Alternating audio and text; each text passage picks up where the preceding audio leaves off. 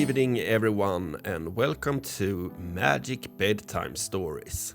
We're sitting here in the studio with butterflies in our stomachs. Why do we have butterflies, Niklas? Well, Tobias, because we have a very special story to read to you tonight. Aida, she's going to write a story about a talking submarine that goes on a treasure hunt, as wished for by Liam from Sydney, Australia. Yes, Liam sent in a brilliant story idea about a submarine with a unique ability. It can talk. I'm really excited to see what kind of underwater adventures this special submarine will have. Wow, a talking submarine on a treasure hunt. That sounds like a recipe for an amazing story. It sure does. And I have a feeling this won't be just any ordinary treasure hunt. With a talking submarine, who knows what kind of surprises are in store? I can't wait to find out.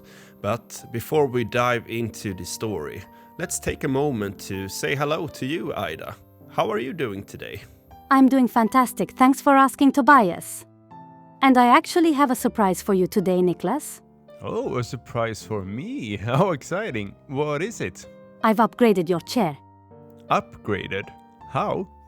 It can fly now. What? You're kidding, right? No, I'm serious. Sit down and try it. Okay, let's see. Nothing seems to be happening. I was just joking with you a bit. You almost fooled me there, Aida. Yeah, you fooled him a lot, Aida. Niklas, you should have suspected something when she said your chair could fly. Yeah, it was a little good to be true, maybe. But I do have another surprise for you. Before we set sail into the world of Liam's story, I thought it would be fun to learn some interesting facts about submarines.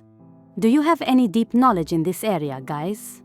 Nah, I can admit I don't really know very much about submarines. Other than that they can travel underwater and that they have periscopes, of course. Yeah, exactly. A submarine is like a boat that can travel underwater. But that's all I know about them. Then let's dive into some fascinating submarine facts. Hold on tight. Here are some things you might not have known about submarines. Okay, let's get ready. Here are tonight's facts about submarines. Imagine if you could ride on a magical boat that could dive underwater and swim around with the fish. Submarines are just like those magical boats. Submarines have existed for hundreds of years. The first submarine was built way back in 1620 by a man named Cornelius Drebbel. It wasn't as advanced as modern submarines, but it worked. Submarines aren't only used by the military, they're also used by scientists to study the ocean and by companies to lay cables on the seabed. Have you seen a submarine in a movie or in a picture? Then you've surely seen the periscope. With the periscope, they can see what's happening above the water without having to stick the whole submarine up. The periscope is like a long telescope that can rotate and look in all directions. It's perfect for spotting land or other boats without being detected. Submarines can be huge. Some submarines are as long as an entire city block. Imagine if you had a submarine in your backyard. It would be as long as all the houses on your street. They have room for many compartments and even beds for the crew to sleep in. They have kitchens, toilets, and everything else they need to be able to live and work underwater for long periods. Submarines can go fast. Did you know that some submarines can go as fast as a car on a highway? They're powered by powerful engines that spin propellers and make the submarine move forward. They can go both forward and backward, and they can even turn just like a regular boat. Submarines can be invisible. It's not magic, but it's pretty cool. Some submarines have special surfaces that make them invisible to radar. This is good if they don't want to be detected by enemies.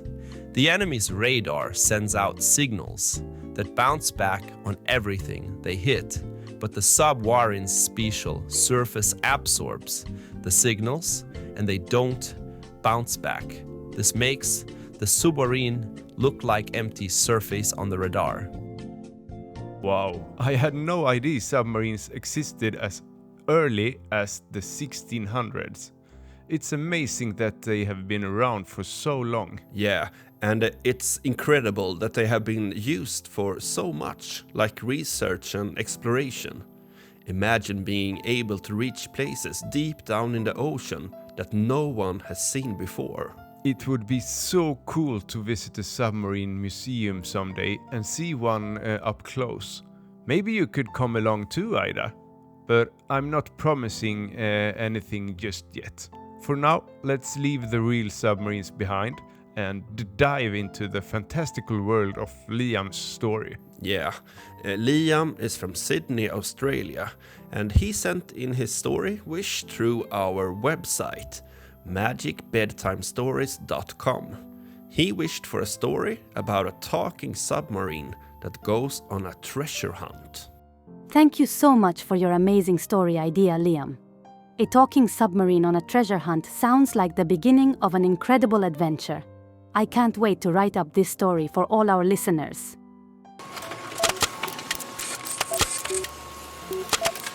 All right, the story is ready to launch. It's called The Chatty Submarine's Treasure Quest. Is everyone ready to set sail? Aye, aye, Captain. Let's dive right into this story and see what treasures await. Once upon a time in the sparkling blue ocean, there lived a bright yellow submarine named Sunny. Sunny wasn't your ordinary submarine. He could talk. In fact, he never stopped talking. He chatted about seaweed salad recipes, sang sea shanties off-key, and told endless jokes that only fish seemed to find funny. His poor captain, Captain Beatrice, a stern woman with a salty beard, often dreamed of a silent voyage. One sunny afternoon, Captain Beatrice was taking a nap in her bunk when Sunny interrupted her with his usual enthusiasm. "Captain, Captain, look!" he boomed, his voice echoing through the submarine. "There's a message in a bottle." Captain Beatrice grumbled and rolled out of bed. Sure enough, bobbing alongside Sunny was a dusty glass bottle with a rolled-up paper inside. She fished it out with a net. "A treasure map," she exclaimed with surprise. The map was covered in mysterious symbols and dotted lines. "Ooh, a treasure hunt," Sunny chirped, bouncing up and down. "Can we go? Can we? Pretty please." Captain Beatrice sighed. A treasure hunt might mean weeks of Sunny's non-stop chatter. But it also meant the chance of finding something truly amazing. All right, she said, but try to keep the noise down, will you?" Sunny promised. He never did, and the submarine chugged away. He hummed cheerful tunes and made up his own lyrics to go with them. Captain Beatrice smiled despite herself. Maybe a little noise and a lot of adventure wasn't such a bad thing after all. The treasure map led Sunny and Captain Beatrice across the ocean. Sunny's bubble-shaped windows revealed all sorts of wonders. Schools of sparkly fish, a giant octopus with very curly arms, and even a sunken pirate ship. "Ooh, a real pirate ship," squeaked Sunny. "I wonder if there's gold in there." Captain Beatrice directed the submarine towards the ship. Sunny, too impatient to wait, zipped ahead, leaving a trail of giggles and bubbles in his wake. "Look, Captain, a treasure chest," he squealed, pointing out a wooden chest half buried in the sand. Just then, a large shadow loomed over them. An enormous shark with teeth-like daggers circled the submarine. "My treasure!" it growled in a surprisingly squeaky voice. "Yikes! yelped Sunny, cowering behind a rusty anchor. Captain Beatrice's mind raced. They couldn't fight a shark, and Sunny wasn't exactly the quiet, sneaky type. Suddenly, an idea sparked.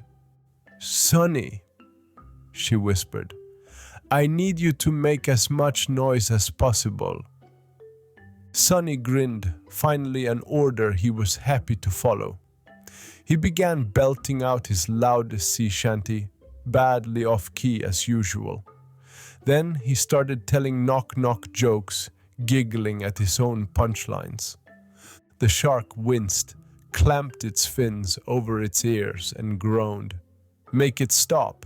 All that noise, it's too much." Smiling, Captain Beatrice used the distraction to grab the treasure chest and zip back into the submarine. Sunny, still singing terribly, followed close behind. The shark, defeated by the awful racket, chased them for a bit but soon gave up. Retreating to somewhere quieter, back inside Sunny, they pried open the chest to find not gold, but a soggy old book. Yet the book wasn't ordinary. It glowed with a strange light. As they flipped through its pages, the words seemed to dance and rearrange themselves, forming a new treasure map. "Another treasure hunt," Sunny shouted, practically vibrating with excitement. Captain Beatrice chuckled and patted her chatty little submarine. Time to start a whole new adventure.